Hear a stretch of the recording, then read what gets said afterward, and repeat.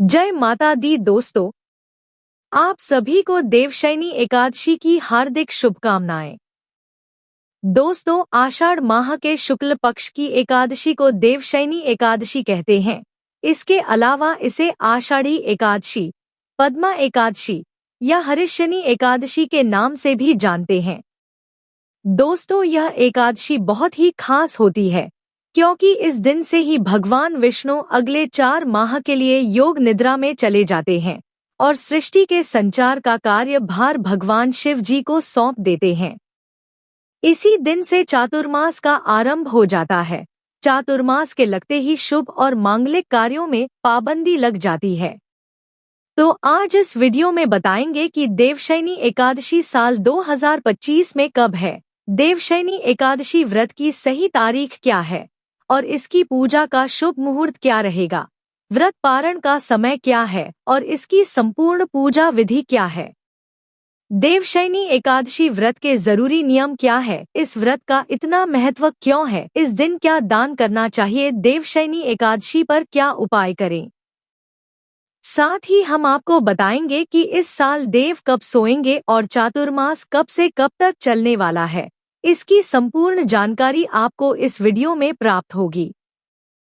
लेकिन वीडियो शुरू करने से पहले आपसे निवेदन है कि यदि वीडियो आपको थोड़ा सा भी अच्छा लगे तो कृपया एक बार लाइक अवश्य कर दीजिएगा और मनोकामना पूर्ति के लिए कमेंट बॉक्स में अवश्य लिखिएगा जय श्री हरि या जय लक्ष्मी नारायण।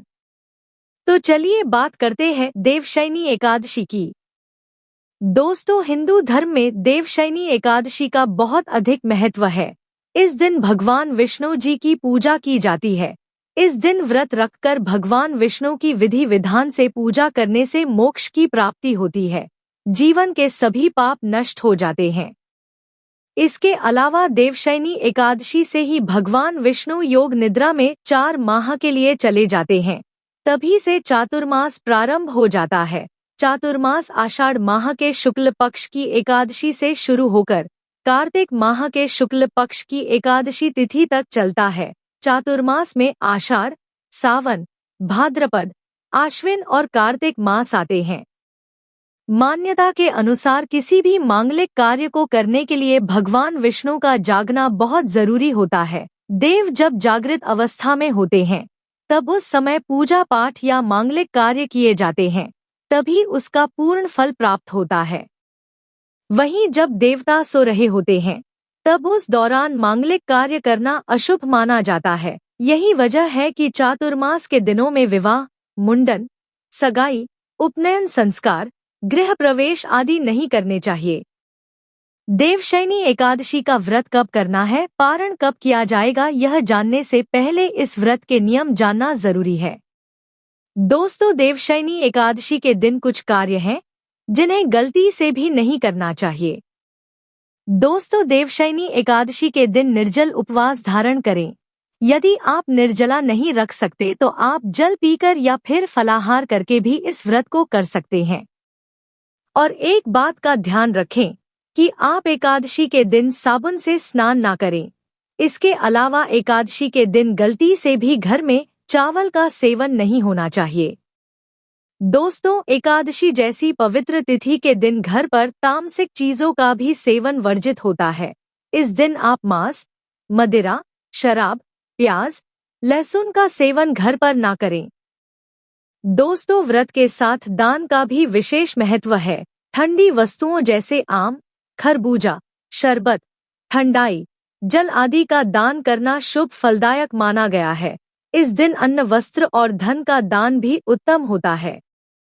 और एकादशी के दिन भूलकर भी तुलसी में जल नहीं चढ़ाना चाहिए और इस दिन तुलसी के पत्ते तोड़ने भी नहीं चाहिए।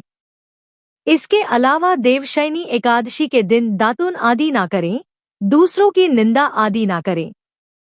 इसके अलावा इस दिन पूर्णतः ब्रह्मचर्य का पालन करें और एकादशी के व्रत के नियमों का पालन आप दशमी तिथि से ही करें। दशमी से लेकर द्वादशी तक पूर्णतः ब्रह्मचर्य का पालन करें। दोस्तों, देवशयनी एकादशी के दिन सुबह जल्दी उठकर स्नान आदि करके व्रत का संकल्प लें और भगवान विष्णु की विधिवत पूजा करें। एक लकड़ी की चौकी पर पीले रंग का वस्त्र बिछाकर उस पर विष्णु जी की मूर्ति स्थापित करें। फिर उन्हें जल और पंचामृत से स्नान कराकर पीले वस्त्र धारण करें। धूप दीप जलाए, पीले फूल माला, चंदन आदि अर्पित करें। इसके बाद देवशयनी एकादशी की व्रत कथा पढ़े, अब आरती करके विधिवत पूजा को संपन्न करें। दोस्तों, एकादशी के दिन रात्रि जागरण करना चाहिए, भगवान विष्णु जी का भजन कीर्तन करें। चलिए अब जानते हैं कि देवशयनी एकादशी के व्रत का पारण कब और कैसे करना चाहिए। दोस्तों, देवशयनी एकादशी के व्रत का पारण अगले दिन सुबह यानी द्वादशी को किया जाता है।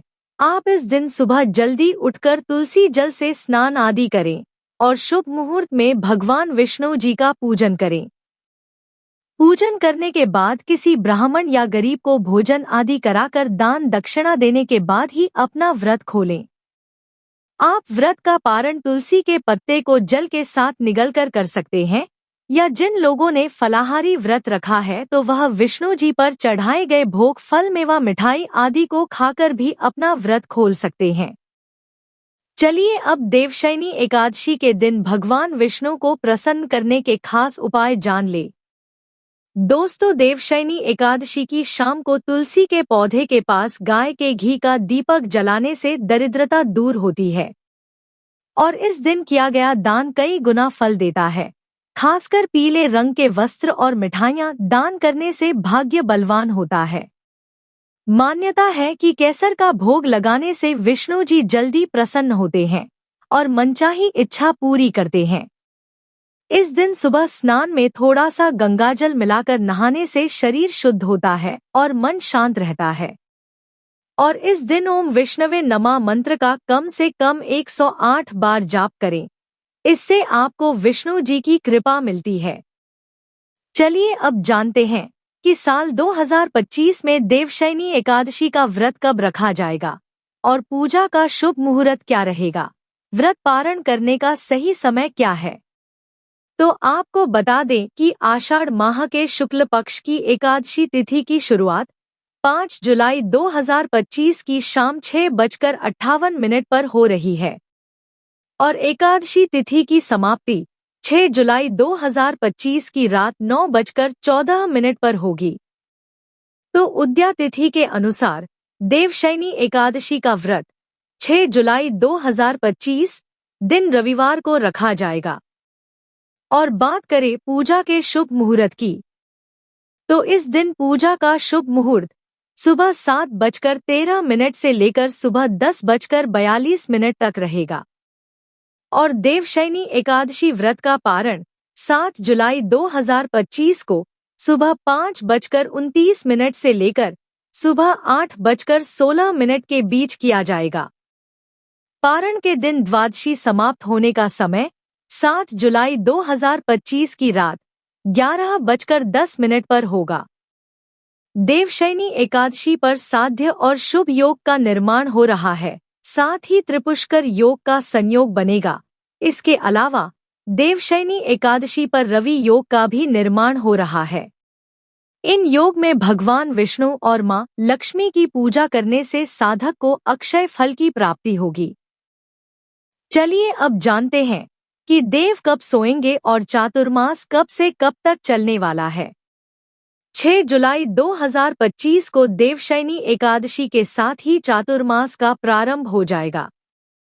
इस साल चातुर्मास 6 जुलाई 2025 से लेकर 31 अक्टूबर 2025 तक रहेगा। उसके बाद अगले दिन 1 नवंबर को देवउठनी एकादशी होगी, जिसके साथ चातुर्मास का समापन हो जाएगा।